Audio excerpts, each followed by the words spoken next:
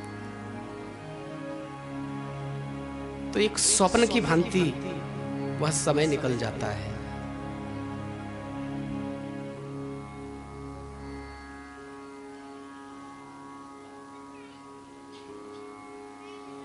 फिर भी प्रयास रहता है हमारा कि इस धरा को प्रणाम करके जब हम जाएं यहाँ से,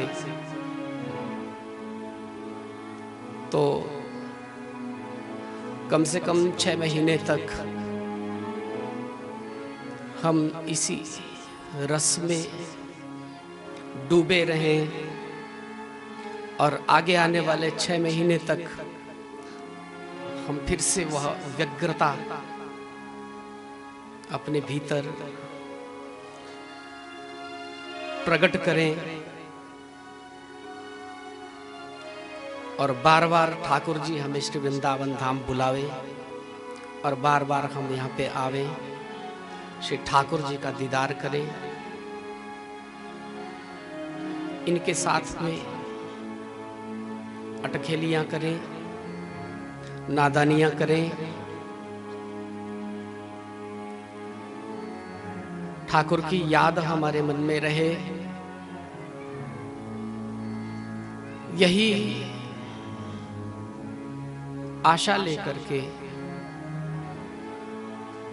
हम आज सप्तम दिवस में ठाकुर श्री षटशिखर बिहारी जी महाराज के पाद पद्मों में सप्त दिवसीय कथा के कुछ पुष्प अर्पित करने की चेष्टा कर रहे हैं, जिन पुष्पों की सुगंध जितने भी यहाँ पे प्रभु प्रेम पिपासु आए हैं वो अपने साथ में लेकर के जाएंगे, ऐसी अपनी आकांक्षा है।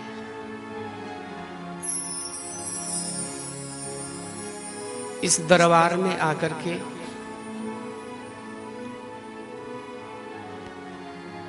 इस व्यासपीठ से जो ठाकुर जी के लिए ही हमने कथा रूपी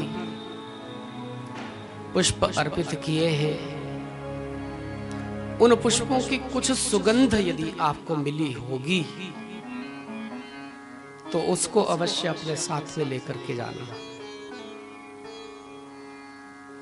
पुष्प सुगंध देता ही है, कोई व्यक्ति लेना चाहे न लेना चाहे, पुष्प का स्वभाव है कि वह सुगंध देता है। ये भागवतामृत भी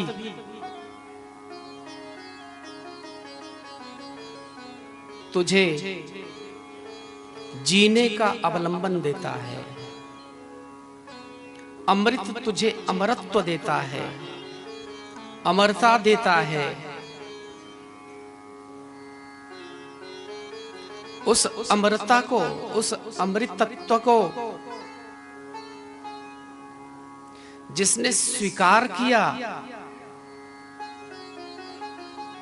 उसका जीवन बना।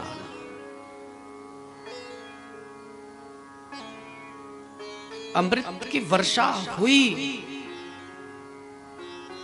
लेकिन अमृत वर्षण के फलस्वरूप भी मटकी यदि खाली रह जाती है तो मटकी को कैसे हमने रखा है इस पे निर्भर करता है। यदि किसी ने अपना मटका उल्टा करके रखा होगा तो अमृत की एक बूंद भी उसमें नहीं घुस सकती है।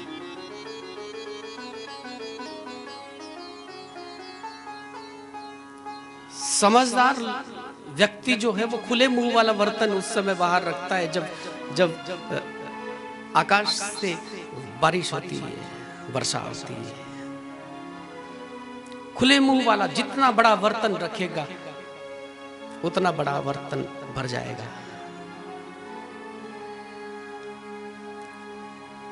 कौन कितना पकड़ता है, कौन कितना उसको व्यवहार में अप्लाई करता है,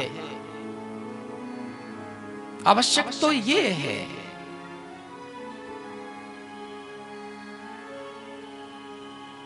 और कथा को जिसने केवल कहानी समझ करके, मनोरंजन समझ करके, थोड़ा एंटरटेनमेंट हो गया वृंदावन में, ये समझ करके यदि सुना होगा तो उसके बारे में मैं कुछ नहीं कह सकता हूं। उसके विषय में कहने के लिए मेरे पास समय नहीं है आज। मैं यहां पर बैठा हूं श्री बिहारी जी के पाद पद्मों में पुष्प चढ़ाने के लिए। जो खिल जाए मेरे बगिया में, जो ताजा पुष्प खिले वो अर्पित करूं मैं।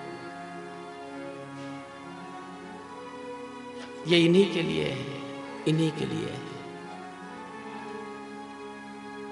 12 वर्षों से इन्हीं को कथा सुना रहे हैं हम। प्रतीक्षा है उस क्षण की कि कभी ठाकुर वहां से आकर के हमारे कान को पकड़े कि नहीं, ये ऐसे नहीं, ऐसे होना था।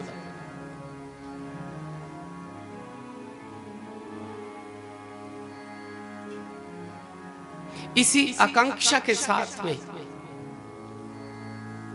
ये अनंतकालीन अनुष्ठान चला हुआ है। आज कथा समाप्त नहीं हो रही है, ये सिलसिला चलता रहेगा। हम आप लोग समाप्त हो जाएंगे, कथा कभी समाप्त नहीं होगी। समाप्त होने वाले हम आप लोग हैं। न जाने कितने आए और कितने चले गए, ये कथा वैसी ही बह रही है, वैसे ही प्रवाहित हो रही है।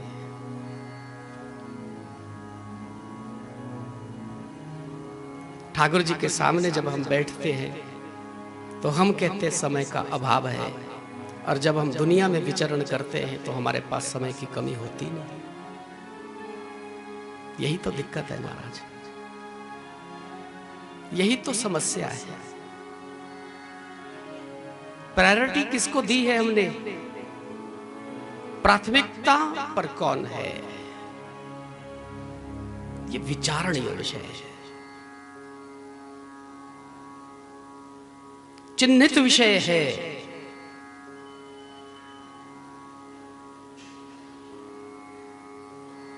जिसको खोला जाना चाहिए, जिस पे चर्चा होनी चाहिए, लेकिन आज मैं इसको खोलना ही नहीं चाहता।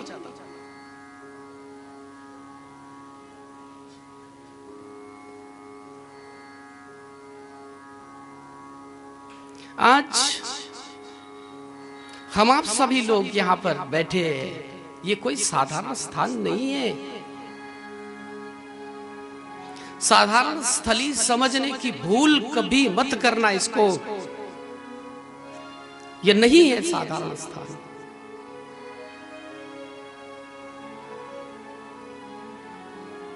ये सद्भाग्य है अपना। न जाने कितने जन्मों में हमने ये अपने शुभ कर्म कोई किए होंगे।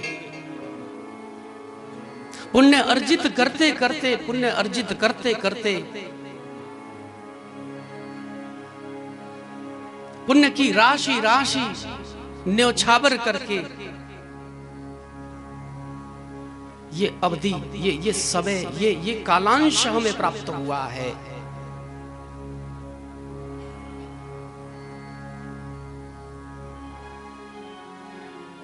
हमारे जीवन का एक यादगार कालांश ये बन जाए, अविस्मरणीय कालांश बने, ये श्री ठाकुर जी से हम निवेदन करते हैं। ये काफी है, ये पर्याप्त है, ये बहुत है। ये 7 दिन की कथा काफी है एक जीवन जीने के लिए।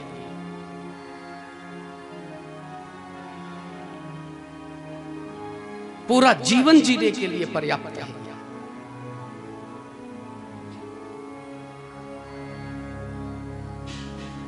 लेकिन लाभ हम उसका कितना ले पाते हैं, ये अपने पर निर्भर करता है। कितना लाभ हम इसका ले पाएंगे।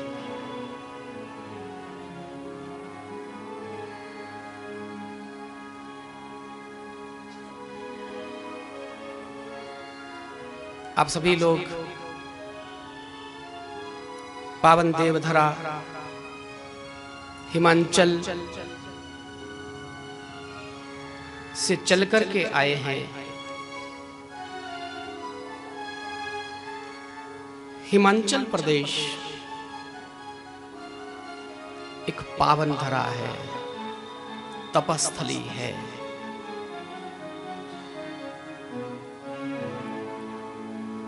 और मेरे पूरे राष्ट्र में इस धरा को एक सम्मान की दृष्टि से देखा जाता है।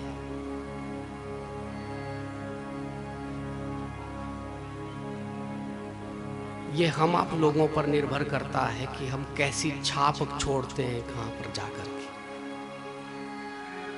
ये हम आप लोगों पर निर्भर करता है।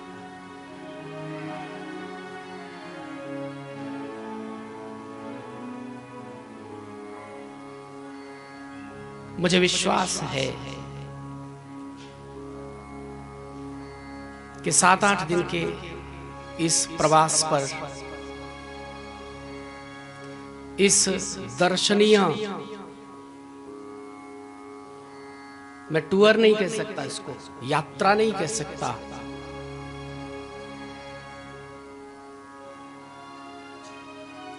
एक साधन कह सकता हूं।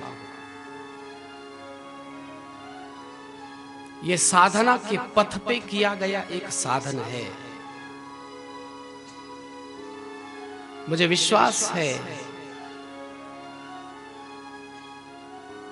कि सबने अपने अपने कर्तव्य का निर्वहन करते हुए इसका आनंद लिया होगा। जब तक कर्तव्य का निर्वहन सही रूप में नहीं होगा,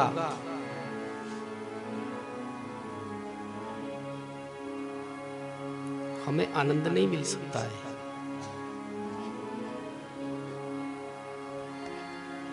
आनंद की कल्पना करना ही व्यर्थ है। फिर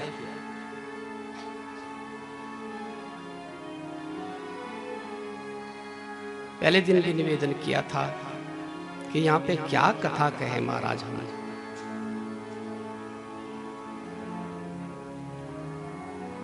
यहां से तो कथा का उदय होता है। यहां कथा कहने नहीं आए हम, यहां की ही तो कथा है। वृंदावन में कथा नहीं होती, वृंदावन की कथा होती है। वृंदावन की ही तो कथा है।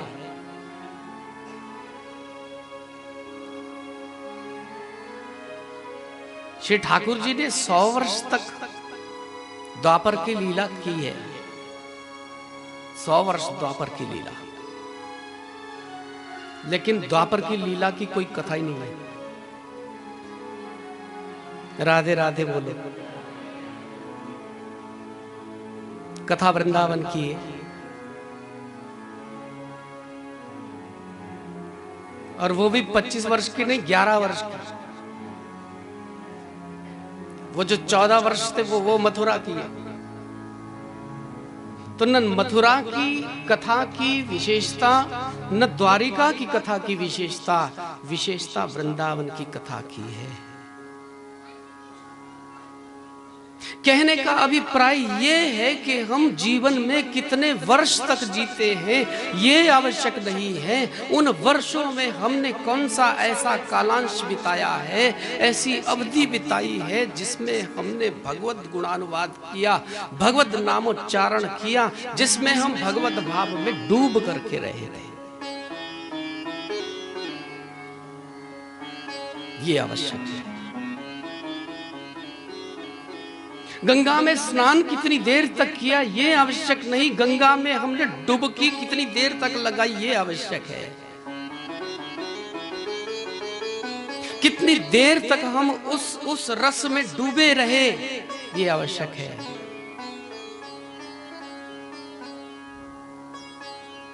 ये कृष्ण रस है।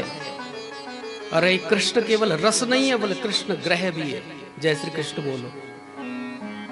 इसलिए सावधान रहना और यहां से सावधानी पूर्वक जाना। अगर किसी को ये कृष्ण ग्रह चिपक गया तो फिर मुझे मत बोलना जय श्री कृष्ण बोल। किसी को चिपक गया होगा तो किसी ज्योतिषी के पास फिर कोई उपाय नहीं होगा।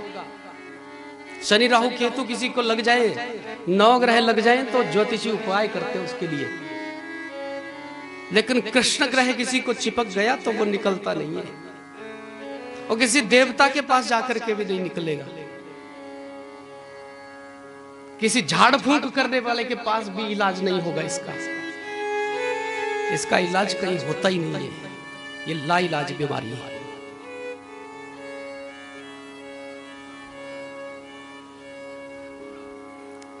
असाध्य रोग है कृष्ण, इससे बड़ा असाध्य रोग कोई होता ही नहीं है।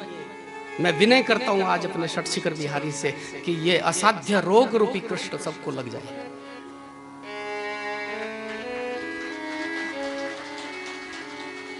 ये कथा का आशीर्वाद है, ये सप्त दिवस की कथा का प्रसाद है जो वितरित कर दिया हमने। वितरित नहीं किया, फेंका यहां से, जो पकड़ सकेगा पकड़े। वितरित करने का समय नहीं हमारे पास कि एक को जा करके उसके हाथ में रखो। ये यहां से लुटाया जाता है, जैसे नंद के आनंद भयो तो यहां से वस्तु लुटाई जाती है, जो पकड़ सके वो पकड़े। यहां से कृष्ण रस लुटाया गया है, किसने कितना पिया है ये उस पर निर्भर है।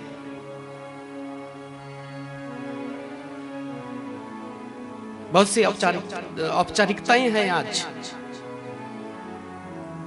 और उनको भी ध्यान में रखना है।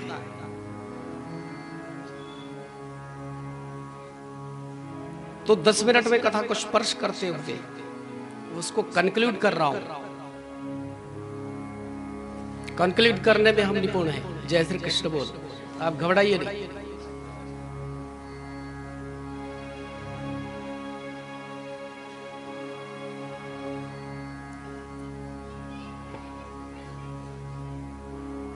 आप लोग चिंतित रहते होंगे कि अभी तो बहुत सी कथा है, अभी इन्होंने छेड़ा ही नहीं, तो हम घुस ही नहीं रहे उसमें। जय श्री कृष्ण बोलो,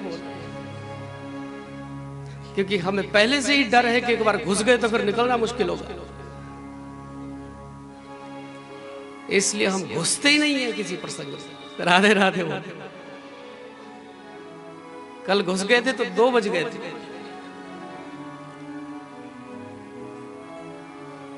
और प्यार से बहुत सी बातें सुननी पड़ी मुझे।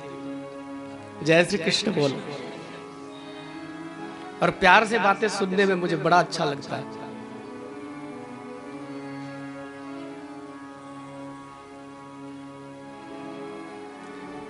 द्वारिकाधीश ने रुक्मिणी जी को स्वीकार किया, ये रुक्मिणी रमण हुए। फिर श्रीमद् भागवत में प्रद्युम्नोत्पत्ति का प्रसंग आया है। शंबरासुर ले गया था चुरा करके, और वहां से जब फेंका था तो समंदर में मछली ने निगल लिया उस बालक को। आपको कथा मालूम है, उसको विद्यावती ने पकड़ा था मछली को और लालन पालन किया। वो शंबरासुर के राज्य में ही रहती थी। वो विद्यावती कोई और नहीं थी, कामदेव की पत्नी रति ही विद्यावती बन करके आई है। और भगवान श्री कृष्ण के जो पुत्र हैं प्रद्युम्न, वो कामदेव के ही अवतार हैं। इसलिए शंबरासुर से युद्ध करके विद्यावती से को साथ में लेकर के प्रद्युम्न जब द्वारिका वापस आए थे, उस समय तक भगवान श्री कृष्ण के 16,107 और विवाह संपन्न हो गए थे। 16,107। तो एक विवाह में हम लगाते हैं 5 मिनट। कितने लगाते हैं? 5 मिनट। वो दूसरे पंडितों की बात अलग है, कर्मकांडी पंडितों ज्यादा समय लगा देते हैं। हम लगाते 5 मिनट, तो 16,107 में कितने मिनट लगेंगे सोचो। राधे राधे बोलो, बोले उसमें भी लगाएंगे 5 ही मिनट।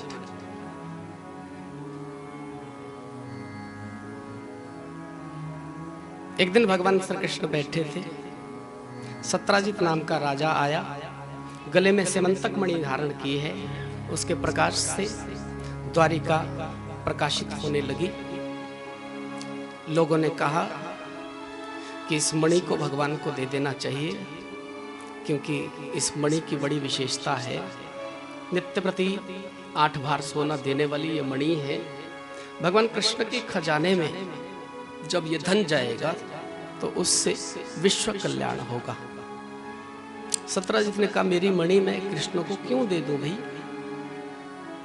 भगवान ने कहा, बोले हमें तो तेरी मणि की आवश्यकता ही नहीं है, वो स्वयं नीलमणि है, उसको कोई ऐसी छोटी मोटी मणि की आवश्यकता पड़ती ही नहीं है। सत्यजित वापस गया। एक दिन हुआ यूं कि सत्यजित का भाई, छोटा भाई प्रसेन उस मणि को गले में धारण करके वन में चला गया और प्रसेन वापस आया ही नहीं और न ही वन में कहीं मिला। तो सत्यजित ने भगवान को कलंकित किया, आरोप लगाया, बोले कृष्ण ने मणि को चुराया होगा, मेरे भाई को मार दिया और मणि को चुरा लिया। भगवान श्री कृष्ण ने इस आरोप को धोने के लिए वसुदेव इत्यादि को साथ में लिया, वन में गए, देखा प्रसेन मरा पड़ा है, मणि गले में नहीं है। वहां से ध्यान से देख करके पता चला कि वहां से एक सिंह के पदचिन्ह जा रहे हैं। कुछ दूरी पर जाकर के देखा तो सिंह भी मरा पड़ा है। वहां से एक वृक्ष के पदचिन्ह जा रहे हैं। भगवान उन पदचिन्हों पर चले, एक जगह देखा वो पदचिन्ह समाप्त हो रहे हैं। ध्यान से देखा तो गुफा है जिस पर बहुत बड़ा पत्थर रखा है। ठाकुर द्वारिकाधीश ने वो पत्थर हटाया, देखा सांकरी गुफा है। सबको कहा तुम प्रतीक्षा करना मेरी, और मैं गुफा में प्रवेश करने जा रहा हूं। भगवान गुफा में प्रविष्ट हुए, अंतःपुर में पहुंचे। स्यमंतक मणि के प्रभाव से वहां अंधेरा तो नहीं था, उजाला था। भालू के छोटे छोटे बच्चे उस मणि से खेल रहे थे। भगवान ने जैसे ही मणि छीननी चाहिए, वहां पर जामवत आए थे, क्योंकि वो ऋक्षराज जामवत की ही गुफा थी। भगवान के साथ में जामवत का बड़ा सुंदर युद्ध हुआ है। युद्ध करते करते करते एक दिन जामवत को लगा कि कहीं मैं हार तो नहीं जाऊंगा, ये योद्धा तो बड़ा बलवान है, कहीं ये मुझे हरा ना दे। मेरा बल क्षीण कैसे हो रहा है इसके सामने, मेरा मन क्यों नहीं करता इसके साथ युद्ध करने का। तो ठाकुर जी का ध्यान किया था, प्रभु श्री राम का स्मरण किया, नेत्र बंद कर लिए हैं, और जैसे नेत्र खुले थे तो कृष्ण में ही राम का दर्शन हो गया। वही कृष्ण है, वही राम है। तू ही राम है, तू रहीम है, तो करीम कृष्ण खुदा हो।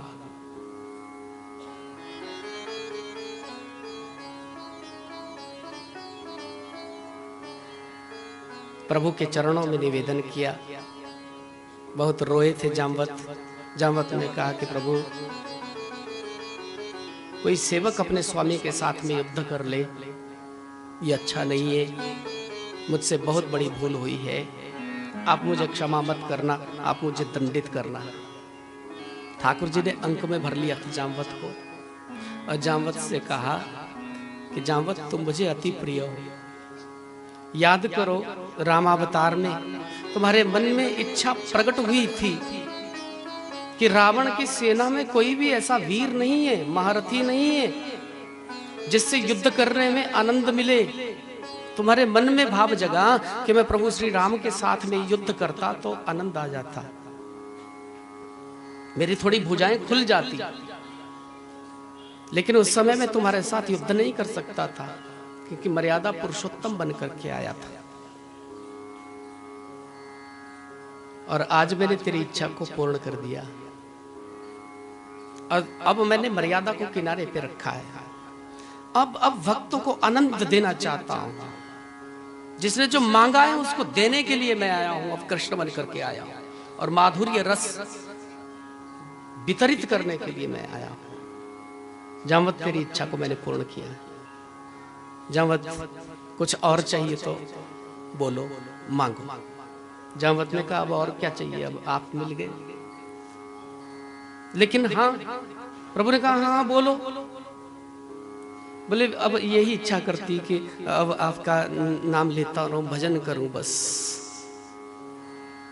अब कोई औपचारिकता निभाने की सामर्थ्य नहीं इस शरीर में।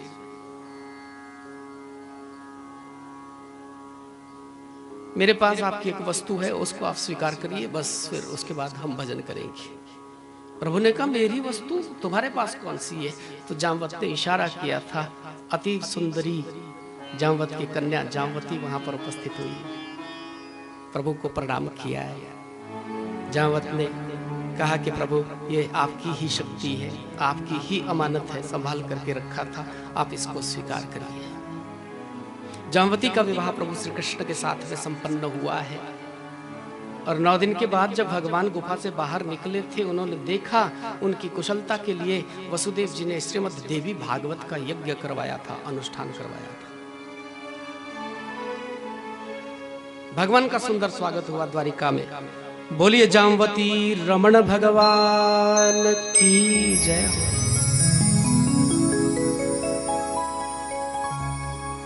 मणि दहेज के रूप में कृष्ण को मिली जामवत से, और वह मणि भगवान ने सत्राजित को दे दी। लंबी चौड़ी कथा इस मणि की भागवत में वर्णित है। सत्राजित ने प्रायश्चित स्वरूप अपनी कन्या सत्यभामा का विवाह भगवान श्री कृष्ण के साथ में संपन्न करवाया है। ये भगवान श्री कृष्ण की तीसरी पटरानी है। बोले सत्यभामा रमण भगवान की जय। एक सुधनवा नाम का व्यक्ति उस मणि को चुरा करके ले गया था, जिसको अक्रूर जी ने मार दिया। अक्रूर मणि लेकर के आए, भगवान से झूठ बोला, उन्हें मणि मिली ही नहीं। तो भगवान ने दंडित किया था उनको कि सुबह और शाम 4-4 घंटे इसकी पूजा करो, और इससे जो सोना प्राप्त होगा वो हमारे खजाने में जमा करवाओ, ये तुम्हारा दंड है। जय श्री कृष्ण बोलो। कृष्ण और अर्जुन एक दिन कालिंदी के तट पर चल रहे थे। चलते चलते अर्जुन थोड़ा आगे निकल गए। एक पत्थर पर देखा एक सांवली सलोनी कन्या बैठी हुई है। अर्जुन ने परिचय पूछा तो उसने कहा मैं सूर्य की पुत्री, प्रतीक्षा कर रही हूँ कब मेरे ठाकुर आएंगे, कब मेरे प्राणनाथ आएंगे, कब मेरे प्रभु आएंगे। इतने में भगवान श्री कृष्ण वहां पहुंचे थे। अर्जुन ने कालिंदी का हाथ ठाकुर जी के हाथ में दे दिया और मंत्र पढ़ दिया। ये भगवान श्री कृष्ण की कौन सी पत्नी? जय श्री कृष्ण बोल। काउंटिंग तो कर लिया करो। कौन सी? तीसरी नहीं, चौथी है। रुक्मिणी, जामवती, फिर सत्यभामा, फिर कालिंदी। इसका नाम है कालिंदी। जय जय श्री राधे। आप एक कम कर दोगे, फिर एक कहां से लाऊंगे? बोलो तो। आप लोग बनना चाहते हो कृष्ण पत्नी? जय जय श्री राधे। आप सबको भी बना दूंगा अभी अभी, प्रतीक्षा करो। वृंद और अरविंद 2 भाई हैं, उनकी बहन का नाम मित्रवृंदा है। भगवान श्री कृष्ण का 5वां विवाह मित्रवृंदा के साथ में संपन्न होता है। नग्नजित राजा की बेटी नागनजिति के साथ में भगवान श्री कृष्ण का 6वां विवाह होता है। श्रुतकीर्ति कन्या भद्रा के साथ में भगवान श्री कृष्ण का 7वां विवाह होता है। 8वां विवाह लक्ष्मणा के साथ संपन्न हुआ। इस तरह से भगवान श्री कृष्ण ने अपनी 8 प्रकृतियों को अपने अधीन किया है। भामासुर नाम का दैत्य बुद्धि राजा है। राजकन्याओं को इसने कारागार में बंद किया, राजाओं को बंद किया। उन्होंने पत्र लिखा था द्वारिकाधीश को, सहायता मांगी। भगवान द्वारिकाधीश गए, भामासुर से युद्ध किया, उसका उद्धार किया, राजाओं को मुक्त किया, राजकन्याओं को मुक्त किया। इन राजकन्याओं की संख्या थी 16,100। सब राजकन्याओं ने कहा हम कहाँ जाएं? ठाकुर जी ने कहा अपने अपने घर जाओ। उन्होंने कहा बोले घर कैसे जाएं? घर वाले स्वीकार नहीं करेंगे। राजा की कारागार में रह करके जा रही है। कोई राजकुमार हमारे साथ में विवाह करने के लिए तैयार नहीं होगा। ठाकुर जी ने कहा क्यों तैयार नहीं होगा? तुम बोलो ना किसी को। अब कारागार में रही है, तुम्हारा दोष थोड़ी है क्या? उसने जबरदस्ती तुम्हें कारागार में रखा। तो उन्होंने कहा बोले ये आप समझ रहे हैं, दुनिया के दूसरे लोग थोड़ी समझेंगे इस बात को, आप समझ रहे हैं।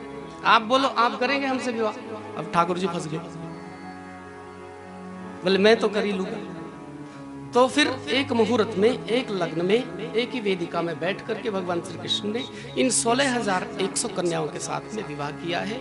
भगवान श्री कृष्ण की पत्नियां हो गई 16,108।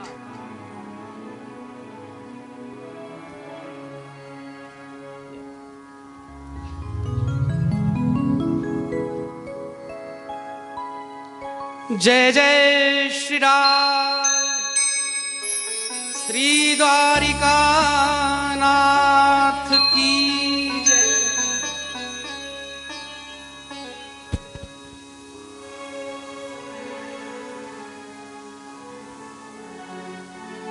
अब भगवान की पत्नियां 16,108 हो गई। अब समझो थोड़ा सा कौन है ये।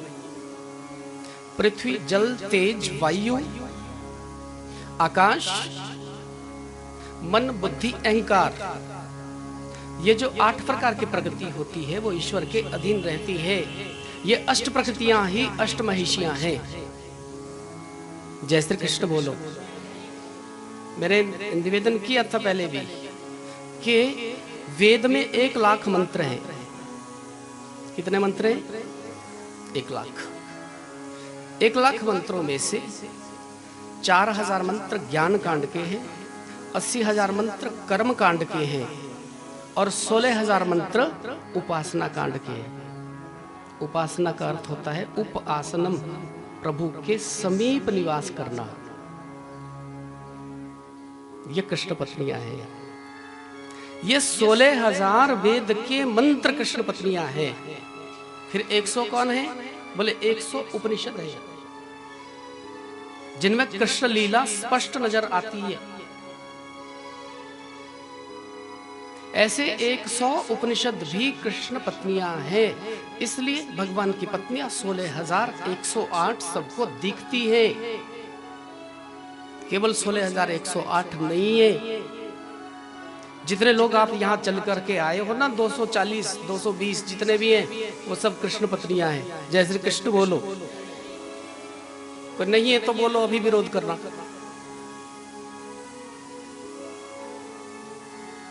इतना ही नहीं, विश्व में जितनी भी आत्माएं विचरण कर रही हैं वो सब कृष्ण पत्नियां हैं, क्योंकि कृष्ण है ईश्वर। और जितने भी विचरण कर रहे हैं वो है जीव, और ईश्वर अंश जीव अविनाशी। कृष्ण है परमात्मा और हम सब हैं आत्मा। तो परमात्मा की पत्नी कौन होती है? आत्मा। तो जितनी भी आत्माएं हैं वो सब क्या है? कृष्ण पत्नियां हैं। अब बिल्कुल अपने बुद्धि के पेंच को कस करके रखना, खोलना मत। कोई जरूरत नहीं है बुद्धि का प्रयोग करने की। यहां हृदय पटल को खोल करके बैठना। बुद्धि का प्रयोग करने की आवश्यकता ही नहीं है। जो भगवान के सामने चतुराई चलती ही नहीं है। चतुराई करके देख ली कईयों ने, राधे राधे बोल। कईयों से कहा बोले तुम्हारी टोपी ले जाएंगे, चश्मा ले जाएंगे। वो बोलते बोले हम सब जानते हैं। जय श्री कृष्ण बोल। यहां चालाकी नहीं चलती किसी की। ये सबसे चालाक बैठा हुआ है, सब नोट करता है कहां क्या हो रहा है। भगवान के गृहस्थी, प्रत्येक रानी से 10-10 पुत्र हुए, एक एक कन्या का भी वर्णन है। नारद जी का भ्रम हुआ। प्रत्येक रानी के महल में जब नारद जी ने भगवान का दर्शन किया तो भ्रम टूटा है। इसके बाद रुक्मिणी कृष्ण संवाद आता है। फिर प्रद्युम्न के विवाहों का वर्णन आता है। अनिरुद्ध के भी 2 विवाहों का वर्णन आता है। वाणासुर उषा संवाद आता है। फिर भागवत में नृगोपाख्यान आता है। और उसके बाद पौंड्रक उद्धार की कथा आती है। फिर द्विविध उद्धार की कथा आती है। जरासंध उद्धार की कथा आती है। शिशुपाल उद्धार की कथा आती है। और फिर भागवत में सुदामा चरित्र आता है।